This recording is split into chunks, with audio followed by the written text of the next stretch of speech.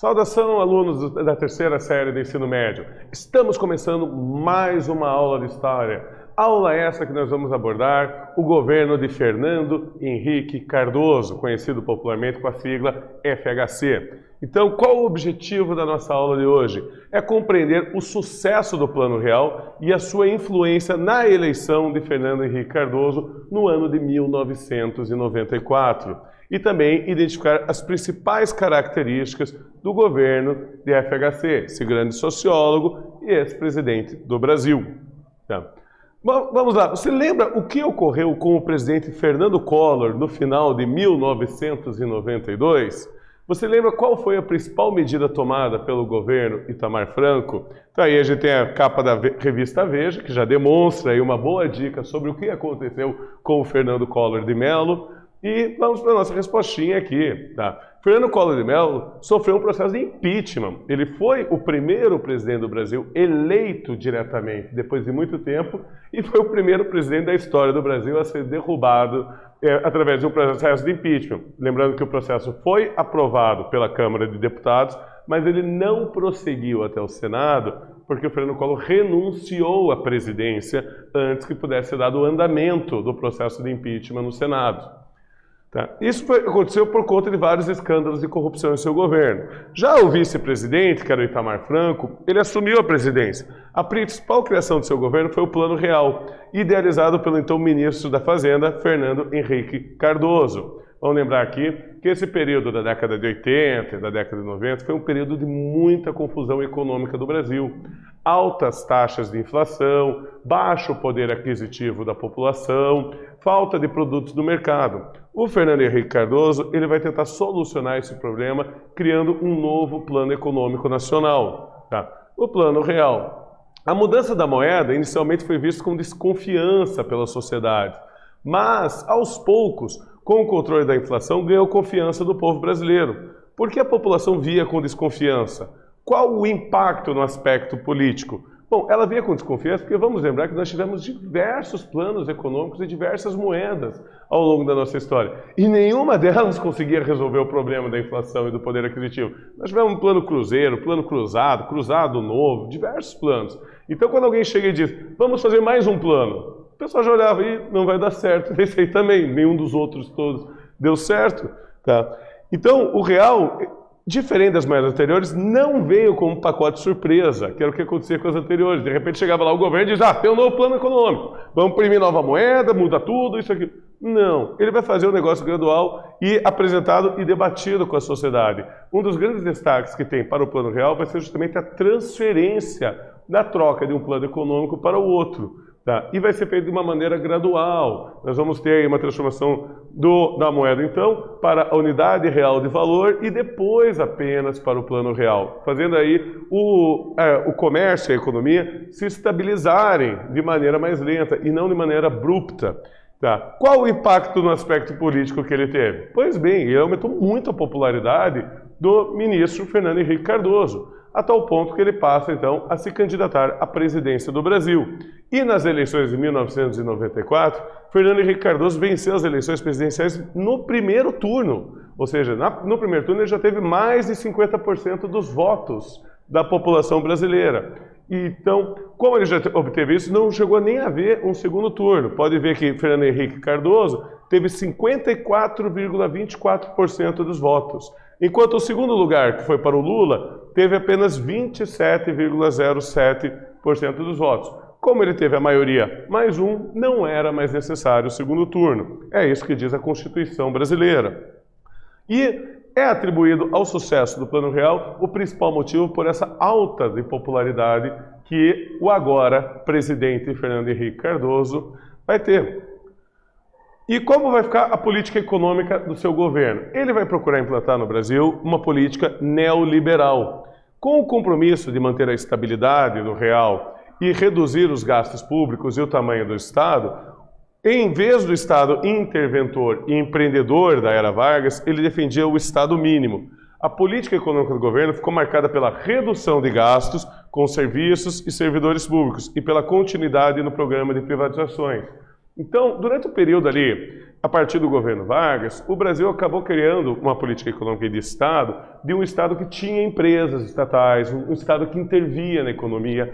Isso começou muito forte com o governo de Vargas. Os próprios militares, durante o regime militar, eles foram grandes fundadores de empresas estatais, ou seja, do Estado participando e do Estado intervindo diretamente na economia. Já o Fernando Henrique Cardoso ele vai querer a política do Estado mínimo. A ideia dele é o quê? Que o Estado não interfira na economia, interfira o mínimo possível, para que assim as empresas privadas possam ser devidamente agentes econômicos, sem ter que competir com o Estado. E por conta disso, ele vai iniciar um grande programa de privatizações, isso é, do Estado vender as suas empresas para os interesses particulares. Então, a política de redução de custos dele. Ao fim de reduzir o tamanho do Estado, o governo FHC acelerou o programa de privatizações, que já tinha sido iniciado durante o governo de Fernando Collor de Mello. Ele vai tentar aqui acelerar. Para isso, ele conseguiu aprovar no Congresso algumas mudanças na Constituição. Entre elas, a quebra do monopólio estatal do petróleo, em 1997. Hoje, a Petrobras não tem mais um monopólio estatal do petróleo. Ela ainda é a principal empresa a perfurar, retirar petróleo do Brasil. Mas nós temos outras empresas que também estão trabalhando nesse setor econômico. E outra coisa muito importante que eles fizeram foi o fim do monopólio estatal das comunicações, o que permitiu a vinda de novas empresas de comunicação de fora, outras empresas, se instalarem no Brasil e modernizou muito a estrutura de comunicações no Brasil. Como vocês têm acesso, podem ver até hoje, através das bandas largas, a internet por celular e outras coisas que vieram junto como vantagens desse programa de privatizações do Fernando Henrique Cardoso.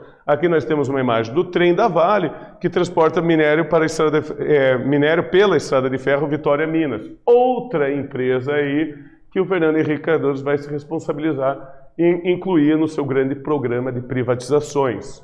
Mas vamos então para a primeira atividade da aula de hoje. O presidente Fernando Henrique Cardoso resumiu: é o fim da era Vargas e a introdução da reengenharia no governo. É chegado o momento de começarmos a separar a função regulatória e fiscalizatória, tarefa do Estado, da ação do investimento e da ação de competição, afirmou ele. A qual tipo de prática política, muito usado por Getúlio Vargas e seus sucessores, o presidente Fernando Henrique Cardoso estava se referindo? Vocês vão ter um tempinho aí para pensar e eu já retorno.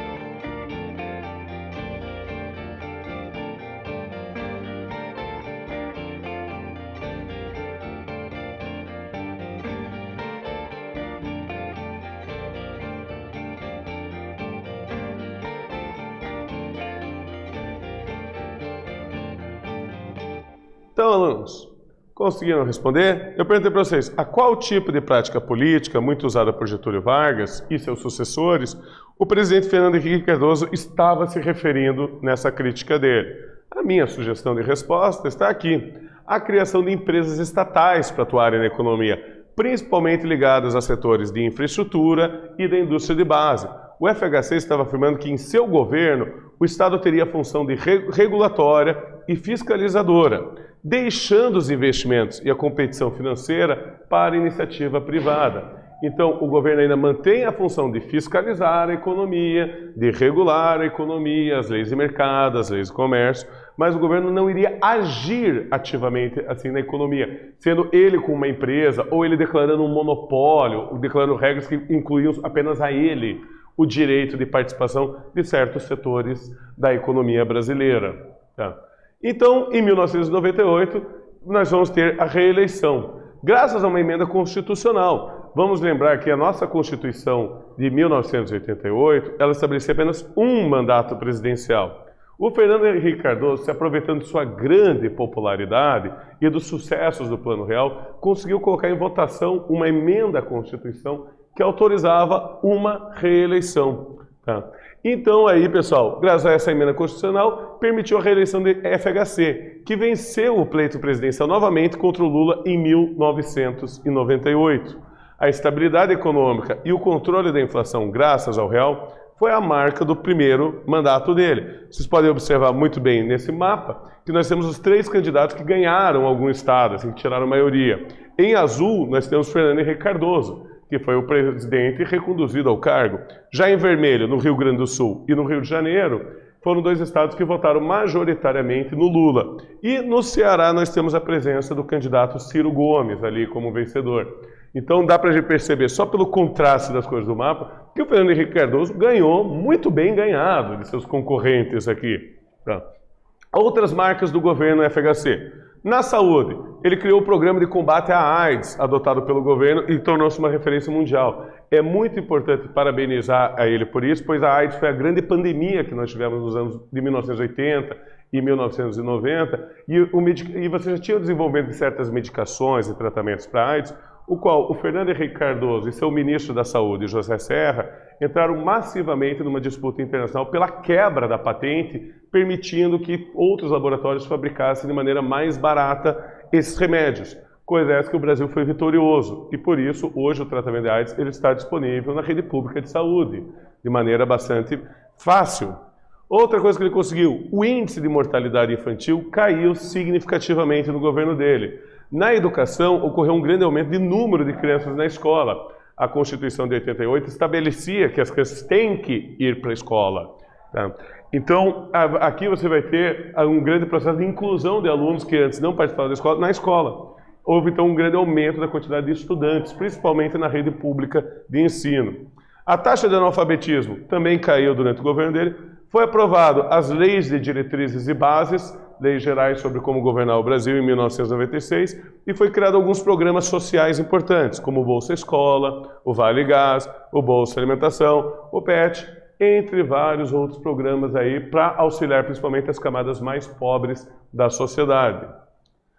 Mas vamos então para mais uma atividade da nossa aula. No que diz respeito ao desenvolvimento social, quais foram as mudanças do governo de Fernando Henrique Cardoso? Vocês têm um tempinho aí para pensar e eu já retorno.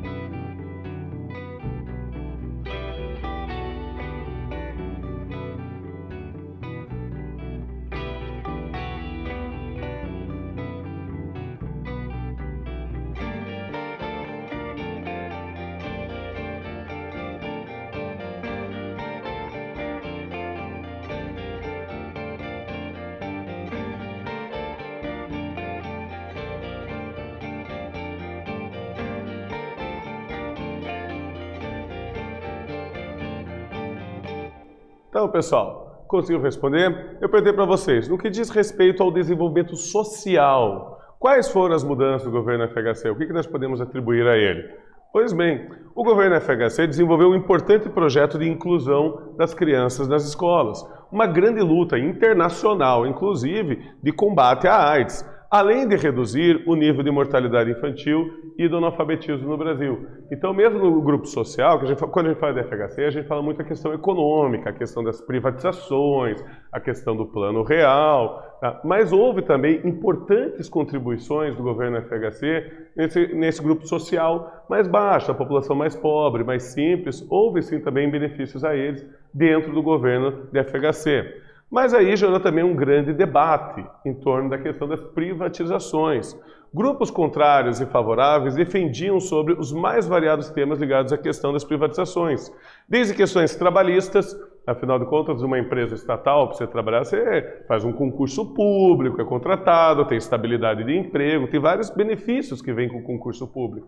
Com a privatização, como ia ficar a situação desses trabalhadores? Até a questão de eficiência e qualidade de serviço. Porque o Estado ele não é de todo incompetente. Alguns serviços públicos são de muito boa eficiência e esses também estavam em alvo da privatização. Se o serviço era bom, para que privatizar aquele serviço? Então isso rendeu um período aí de grandes discussões da sociedade sobre a economia estatal ou sobre uma economia já mais privatizada, com o livre comércio, as livres empresas. Discussão essa que se mantém até os tempos atuais. Até que ponto o Estado ele tem que ter empresas estatais, ele tem que ter empresas para trabalhar na infraestrutura e por diante. Aqui nós temos uma manifestação contra o leilão de privatização da Companhia Vale do Rio Doce. Essa que é uma das grandes mineradoras. Isso no Rio de Janeiro, em 1998. Era uma mineradora estatal, hoje ela é uma mineradora privada, a Companhia Vale. E como que foi se dando ao fim do governo FHC? Bom, o final não foi tão bom quanto o resto do governo, porque no final aí dos anos 90 houve uma grande crise econômica internacional que atingiu o Brasil fortemente. Isso gerou uma queda de investimentos e o aumento novamente do desemprego para a sociedade brasileira. A insatisfação popular e oposição ao governo FHC, tanto nas ruas quanto no Congresso. Então ele começou a fazer desafetos no Congresso e começou a ter muita manifestação na rua também. Era o chamado Fora FHC. Isso também por causa da liberação do dólar, que o real começou a perder o seu poder de compra, que era muito bom no começo do plano. E também a pressão de movimentos sociais, como o movimento dos trabalhadores rurais sem terras, que defendiam a reforma agrária imediata no Brasil. Essa coisa que o Brasil não conseguiu avançar ainda de maneira muito significativa até hoje. Então isso gerou aí muita questão de crise no final do segundo mandato de Fernando Henrique Cardoso. Mas talvez uma das maiores contribuições que ele deu para a política até os dias atuais é a Lei de Responsabilidade Fiscal. Essa é uma lei muito importante para a política brasileira. Essa lei ela foi aprovada em 2000, no segundo mandato do FHC, e proíbe o administrador público, prefeito, governador e até mesmo o presidente da República de gastar mais do que é arrecadado. Tá? Então, o presidente ele vai ter um orçamento, ele só pode gastar dentro daquele orçamento. O que ele vai mandar para a área da saúde, o que ele vai mandar para a infraestrutura, o que ele vai gastar fazendo licitações. Ele tem aquele orçamento fechado. Se ele gastar mais do que aquilo, ele estará cometendo um crime, segundo a Lei de Responsabilidade Fiscal. O desrespeito a essa lei prevê graves punições, que vão desde a perda dos direitos políticos até o pagamento de multas e, inclusive, até a prisão dos políticos que infringirem essa lei. Então essa lei se torna muito importante porque ela responsabiliza o político caso ele transgrida essa lei. Antes ele não podia ser responsabilizado perante seu cargo. Agora não. Um prefeito que gasta mais do que arrecada, dependendo do prejuízo que ele der para a prefeitura, por exemplo, da cidade, ele pode ser responsabilizado sim como crime e pode efetivamente ser preso por ter cometido esse crime. E vamos então para a nossa última atividade da aula de hoje. Uma das leis aprovadas no governo FHC foi a Lei de Responsabilidade Fiscal. O que estabelecia essa lei? Vocês têm um tempinho aí para responder e eu já retorno.